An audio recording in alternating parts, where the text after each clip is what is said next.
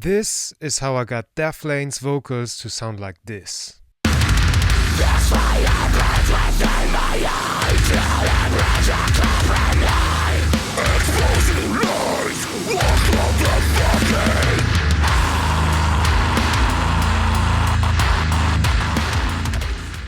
Hi, I'm Billy, I'm a metal producer from Luxembourg, and today I'm giving you a full breakdown of how I mix the vocals from Chains of Pain from a local deathcore band called Deathlane. So let's start with the first plugin, which is a Pro MB, a multiband compressor, and this is there to control the very lows of the vocal. We have it set to a medium fast attack and a fast release, and this is to preserve a lot of the transient, because it's what gives the voice the character in this case.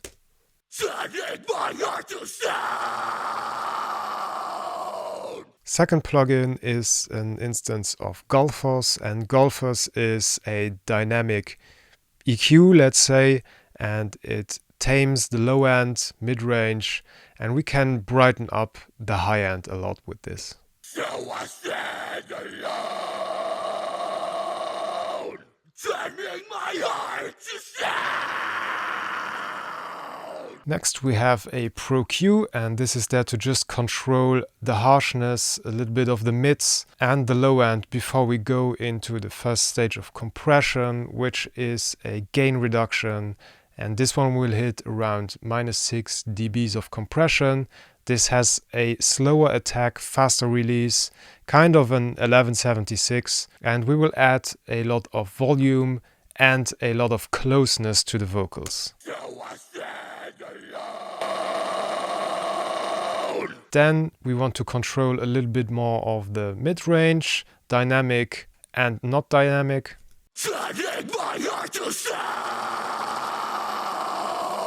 After this we have the second round of compression, which is an 1176 blue stripe. This one has a very fast attack and very fast release to control the transients that still got through the gain reduction.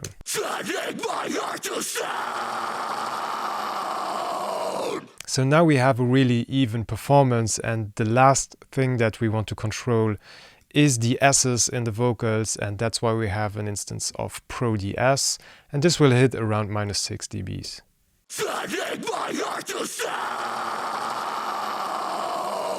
So let's listen to the vocals and then add one plugin at a time.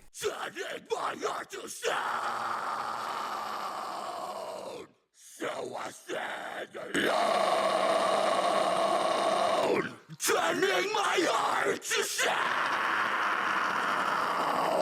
After this we have the bus processing of our vocals, and here we have every main vocal that is feeding to this bus. And first of all we have a run of compression here, Pro C. It's not set to aggressively slow attack, it's just there to glue the vocals together. Turning my heart to sound.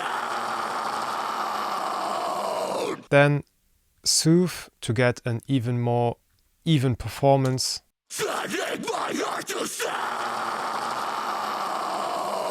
Then Gullfoss again, and in this case we are really using Gullfoss to brighten up the vocals.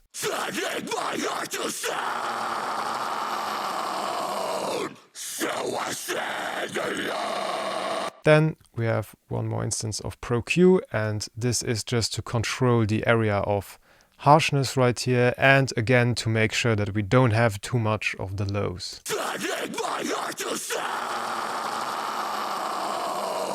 Then saturation, in this case Saturn. I will bypass it first and then activate it.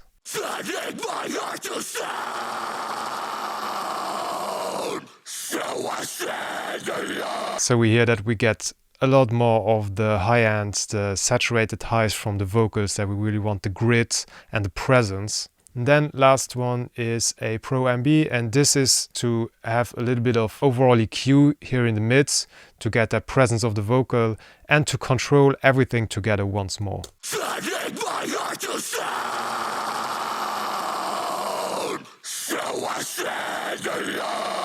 And we are not hitting a lot here, like -2, -3 maximum, -3 for the S's maybe, but around here it's all -2 dBs. It's just really for control. So then in the next step I went to effects, And the first thing we have is a reverb. This is the Valhalla Vintage Verb.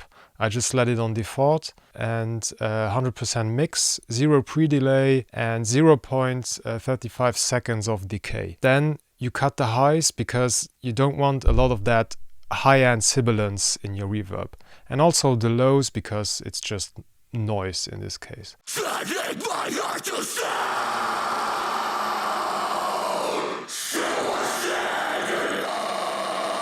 It sounds quite like a plate. And this reverb is almost the same loudness throughout the song. It's just in this small section it gets a little bit louder.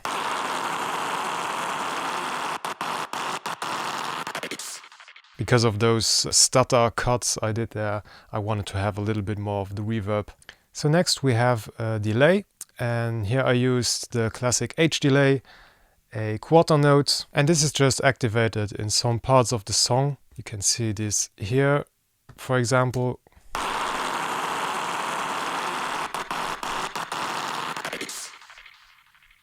So for the layering we have one main vocal as usual. Then we have a second main vocal with a slightly different character to it. And then we have two mains that are panned to the side, which I already showed you in the chorus. Through the song they switch up a little bit, so we have the middle vocal with the double underneath it, and then it switches to the sides, back to the center, back to sides. This is just to create some dynamic in the song.